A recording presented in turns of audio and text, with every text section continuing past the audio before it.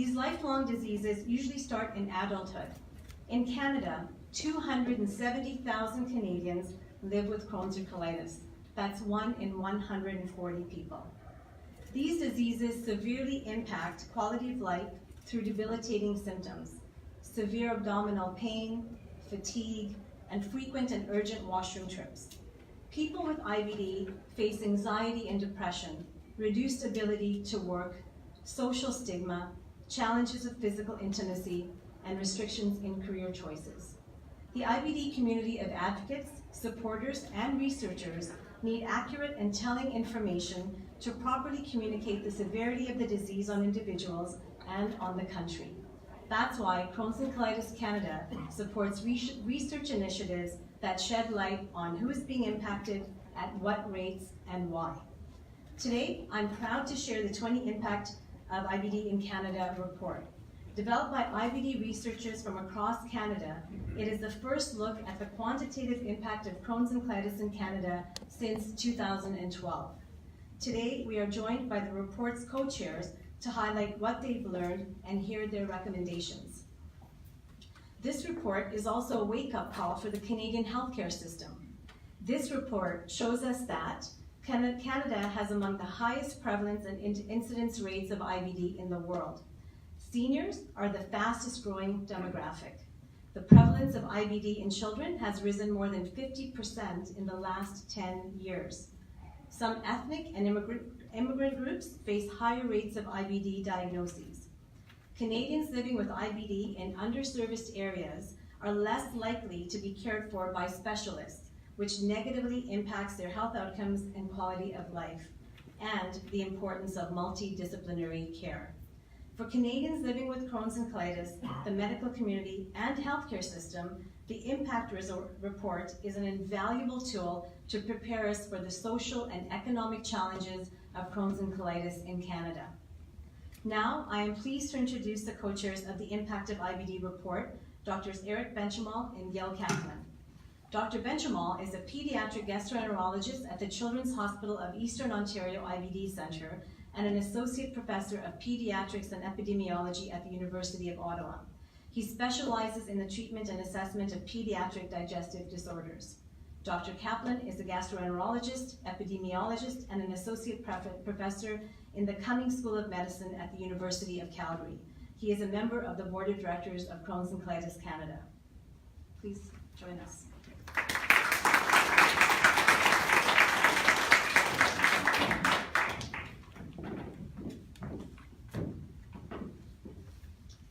Thank you, Mina. It's an honor and a privilege to be able to address you today on behalf of the co-authors of this report. The IBD Impact Report was built on existing high-quality and scientific research on IBD in Canada. Our research group, the Canadian Gastrointestinal Epidemiology Consortium, partnered with Crohn's and Colitis Canada to build this report. The goal was to generate recommendations for Crohn's and Colitis Canada and its stakeholders, as well as to provide a comprehensive overview of the impact of IBD in Canada.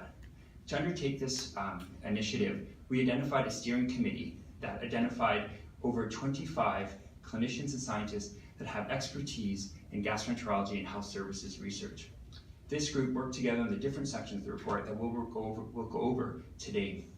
Some of the key things that we will talk to you today about is that Canada is not ready to face the rising number of people living with IBD in our children's, in seniors, as well as in immigrants. This report will talk to you about a number of these issues and the impact of IBD on our children and our seniors, as well as the impact on our economy. Since Crohn's disease was discovered in 1932, the incidence, that's the number of new diagnoses made every year, has exploded, particularly in the latter half of the 20th century. Today, Canada has amongst the highest rates of IBD in the world, but we do see regional variations between different provinces. For example, British Columbia has the lowest incidence of Crohn's disease and ulcerative colitis. We make roughly 19 new diagnoses for every 100,000 people living in British Columbia every year. In contrast, Nova Scotia has the highest incidence at around 50 per 100,000. Data from Alberta, Manitoba, Quebec, and Ontario suggests the incidence of Crohn's disease and ulcerative colitis is roughly the same in these areas, roughly between 22 and 28 per 100,000 people. And understanding the differences in these regions is really important to give us clues to the triggers of IBD. Now, the prevalence, which is the number of people who are living with Crohn's disease and ulcerative colitis today, is roughly 0.7% of the population. Today, 270,000 Canadians live with IBD. The numbers break down to roughly 130,000 with Crohn's disease, 120,000 with ulcerative colitis, and about 15,000 who have IBD, but it's not clearly classified whether it's Crohn's disease or ulcerative colitis. Now, IBD is a chronic incurable disease with low mortality. Most people live long lives with this disease, but it's not curable, so it's every year we have more and more patients added to our clinics, and that means that the prevalence of the disease will continue to rise. We've done forecasting models to suggest that the prevalence, which is 0.7% of the population today, will increase to about 1% of the population over the next decade. This means that in 2030, there'll be roughly 400,000 Canadians living with IBD. We have to ask ourselves, is our healthcare system prepared to handle the rising burden of IBD over the next decade? It is essential to answer that question because our report has identified some important challenges. For example, many people who live in rural or underserviced areas lack access to specialists, and this negatively impacts their outcomes and their quality of life. The challenges that we face for caring for our patients today will only become more complex as we go in the future.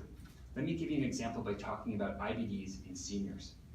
Today, roughly 1 in every 160 individuals over the age of 65 lives with IBD. Seniors represents the fastest growing demographic group living with IBD. Why is this the case? Well, first of all, gastroenterologists every day make new diagnoses in individuals who are elderly. In fact, many times in people over the age of 80 years. But compounding these new cases are previously diagnosed patients who are getting older.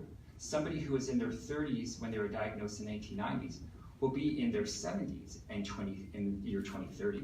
And these patients face many complications and challenges. As they get older, they'll have longer disease duration, as well as experiencing the comorbidities associated with aging, such as diabetes and cardiovascular disease. And that means our clinics will become more complex and more challenging, and more costly to care for these patients as they age.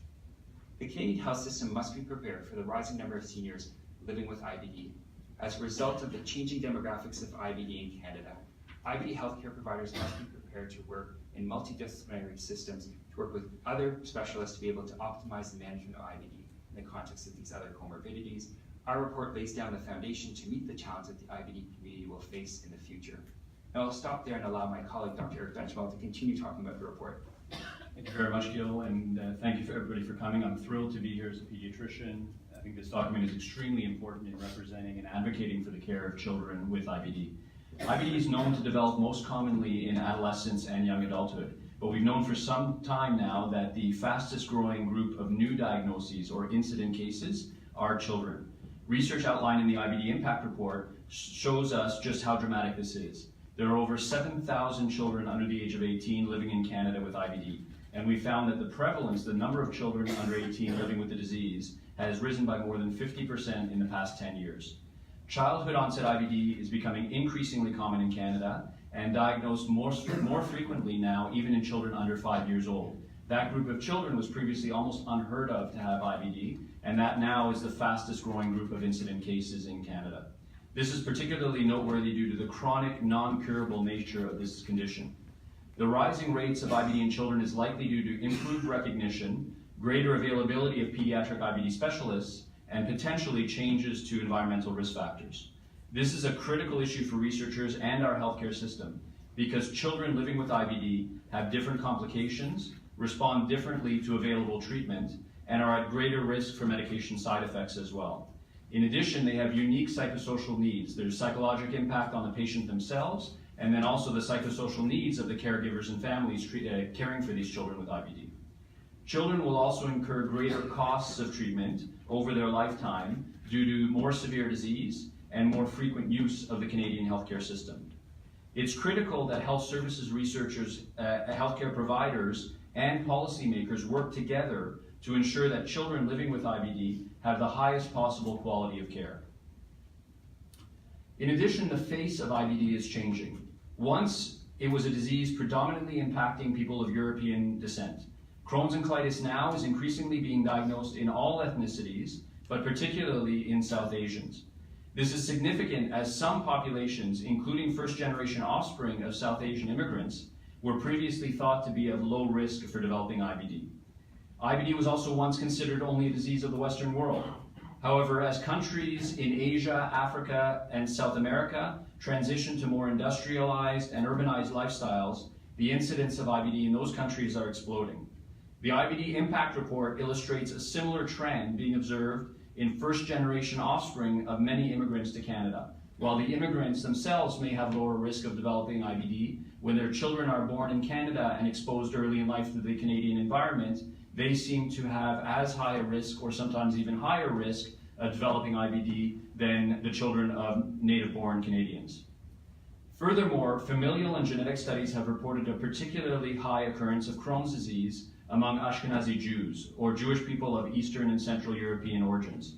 An earlier study showed us that Ashkenazi Jews have twofold higher likelihood of being diagnosed with Crohn's disease than non-Jews. The consistently high incident rates of IBD in the Western world and the increasing rates in newly industrialized countries in Asia, Africa, and South America has led to a growing worldwide burden of a disease that's accompanied by increased costs in providing care to the growing population of affected individuals. This is especially the case in light of the newer expensive medications often needed for treatment, however, that have been proven to alter the natural history and improve the quality of life of patients with IBD, also reducing the risk of complications from IBD in those patients. Ongoing epidemiologic study of IBD will be critical in determining disease burden, as well as to identify possible environmental and etiologic risk factors, which will provide clues to better manage patients and also ultimately prevent the disease so that we can stem this rising incidence of the disease. IBD costs the healthcare system in Canada $1.28 billion per year, and Canada's economy also loses an additional $1.29 billion annually from indirect costs such as loss of work productivity, absenteeism, out-of-pocket expenses, and expenses to caregivers, for example, of children with IBD or of elderly people with IBD. Thank you.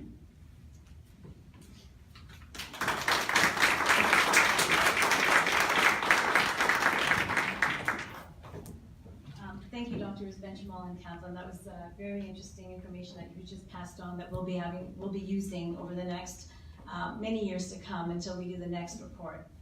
At this time, I would like to introduce Susan Voles. Susan is a 61-year-old mother of two and grandmother of one. She has lived in the Nipigon area for most of her life, where she was a teacher and ran a retail drugstore with her husband. Susan will share her personal story of living with Crohn's disease.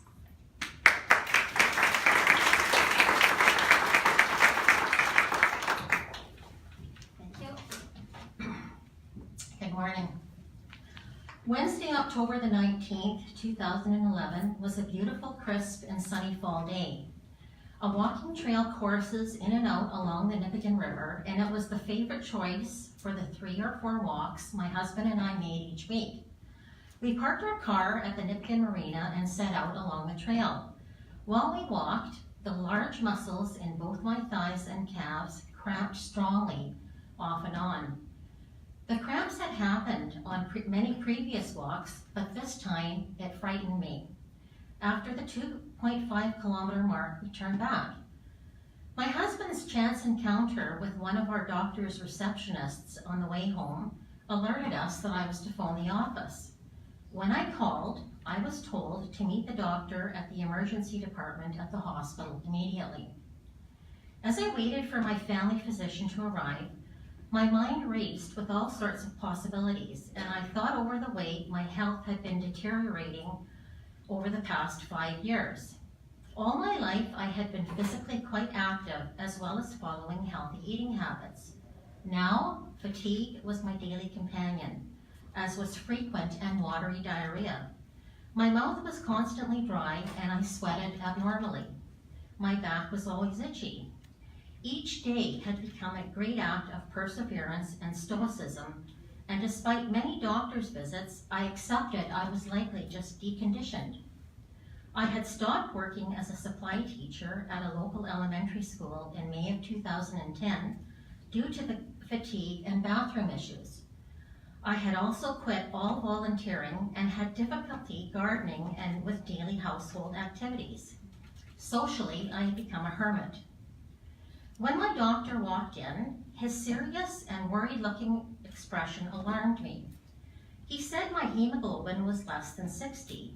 For a woman, it should be 120 to 160. He wanted to run a few more tests and gave me a blood transfusion as soon as possible. Blood was acquired from Thunder Bay, and I received 4 units over the next 2 weeks. I felt great. Initial diagnostic tests revealed my iron levels had been dropping gradually, and I had no iron stores in my liver. The boost of the blood transfusions started to wear off after a month. I was referred to a gastroenterologist, one of only 2 practicing in Thunder Bay at the time.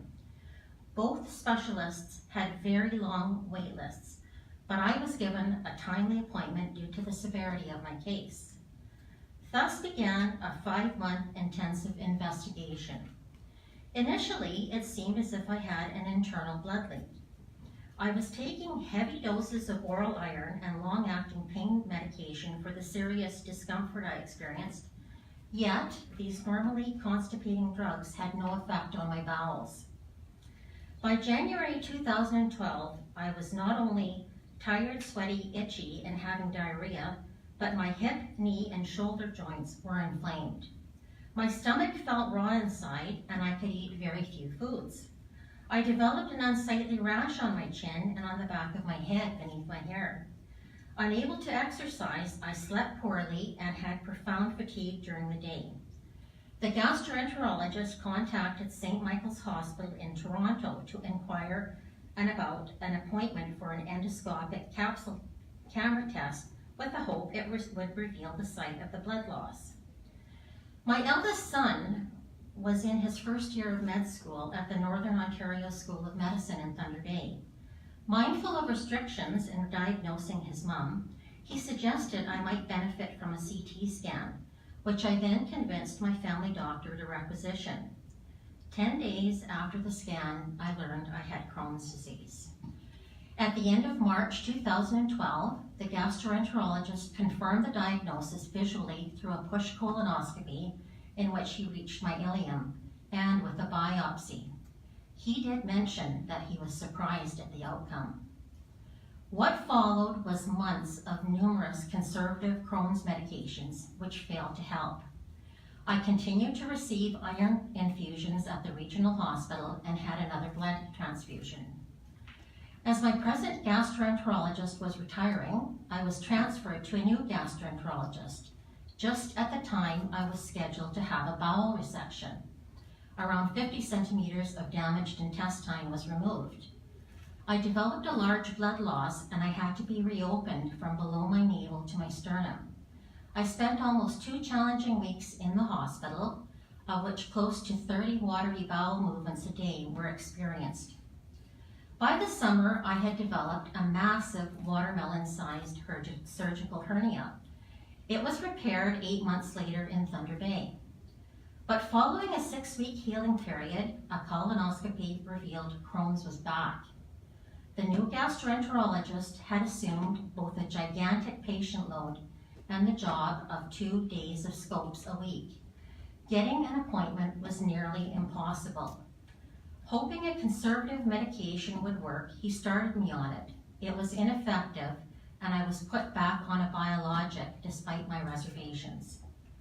By the fall of 2016, I was having troubling side effects from my medication, but was informed there were no appointments available for at least 8 to 9 months, as the gastroenterologist was planning his departure from Thunder Bay. The other gastroenterologist in Thunder Bay wasn't accepting transfers. Additionally, the surgical hernia had reoccurred, only this time it was larger. Familiar with the excellent reputation of Dr. Hilary Steinhardt at Mount Sinai in Toronto, I begged my family doctor to refer me. I am very grateful to Dr. Ravi Dhaliwal, as he had to write 3 letters before I was accepted and enrolled into the PACE telemedicine program. For me, it was like winning the lottery. An initial telehealth meeting hosted at the Nipissing Hospital was held in January 2017 with Dr. Steinhardt. I immediately received a plan of care by email. A colonoscopy in May at Mount Sinai indicated active Crohn's disease. Dr. Steinhardt enrolled me in a pharmaceutical research study of yet another biological injection, plus a drug to prevent antibody formation. Telehealth meetings, emails, and phone call follow-ups with the PACE team kept track of my progress. I had successful abdominal wall restoration surgery in Toronto in February of 2018. But the big news is that on May 14, 2018, a day before my 60th birthday, a colonoscopy at Mount Sinai by Dr. Steinhardt showed no signs of Crohn's. It was the best birthday present I could have received. I cannot imagine how much government and personal monies have been spent in the past 10 years, both chasing a diagnosis and trying to achieve remission. It must be a staggering amount. My husband has always had to pay for our health insurance plan, which is around $750 a month. Drug coverage is 80%. Some of the travel costs are covered by Northern Health travel grants. Nothing has covered the cost of his missed work days. Sorry. I have slowly returned to a social life and resumed many of the hobbies of gardening, walking, and hiking. I'm not afraid to go to a restaurant or to go to a movie in Thunder Bay. Most of all, I am able to enjoy my new grandson. In our small community, there are many cases of IBD. Within a 200-meter stretch on our street, there are 3 of us with Crohn's, including a male who was nearly 60 when diagnosed. Anecdotally, I know there's a very high incidence of the disease in northwestern Ontario. My story is not pleasant to hear, but it was not pleasant to experience. It has taken a toll on my husband and our 2 sons. I will be eternally grateful to Dr. Hilary Steinhardt, the PACE program, and to Crohn's and Colitis Canada for their part in restoring my health to where it is today. IBD is a costly disease, personally, financially, and socially. As a society, it is imperative funds are provided by governments to enable research into the causes and treatments, and yes, possible cures for a serious disease which is on the upswing.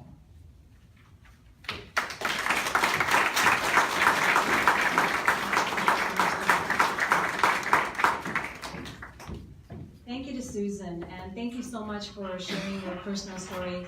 As you can see, her story brings our report to life. It's not only the person who lives with the disease, but everyone that's in your circle, your husband, your kids, your caregivers, your family, your educational friends, your colleagues.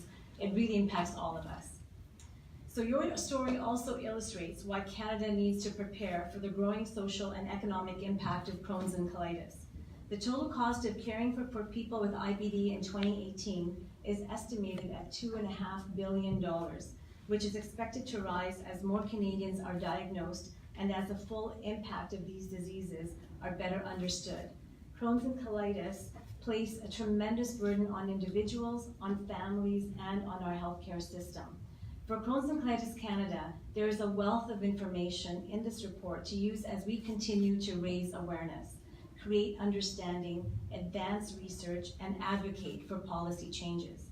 To conclude, I would like to ask Dr. Benchamal back to the podium to briefly outline the report's recommendations.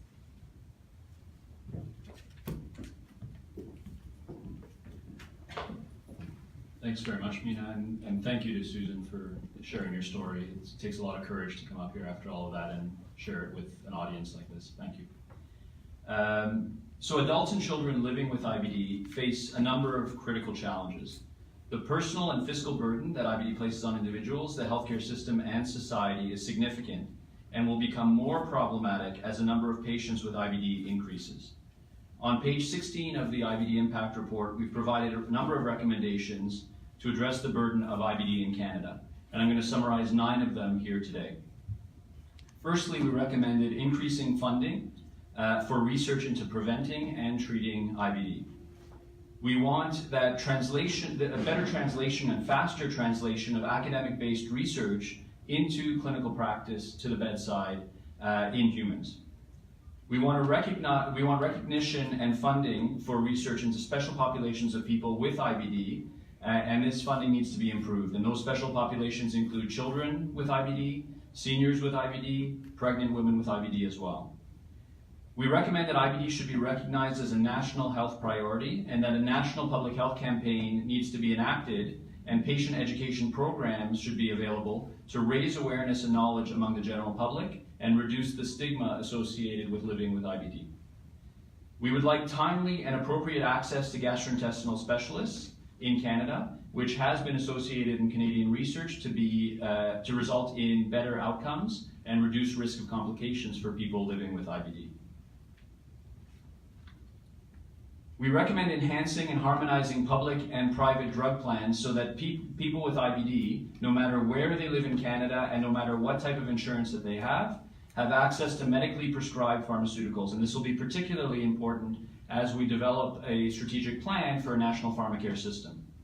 We also recommend improving the drug review process to reflect the latest research and best practices. We as physicians should be able to use the latest science to decide who should be on which medication and therefore improve outcomes of these patients. We want to introduce appropriate income security measures as well and employee assistance programs that offer support for patients with chronic diseases as well as their caregivers. Thank you.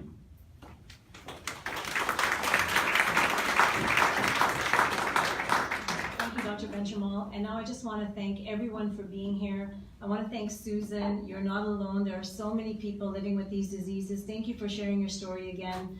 There's so much information that's been garnered from these reports. We have circular tables around here where the co-authors, the authors will be around to answer any of the questions. I sincerely want to thank everyone that has been part of writing this report and being authors on this report. A number of you are here, many of them are not, and it took almost 1.5 years of work, so thank you so much for being part of this. Thank you again to Drs. Benjamin and Kaplan for all the work that they've done, and please help yourself to some coffee and refreshments in the back, and let's continue the dialogue.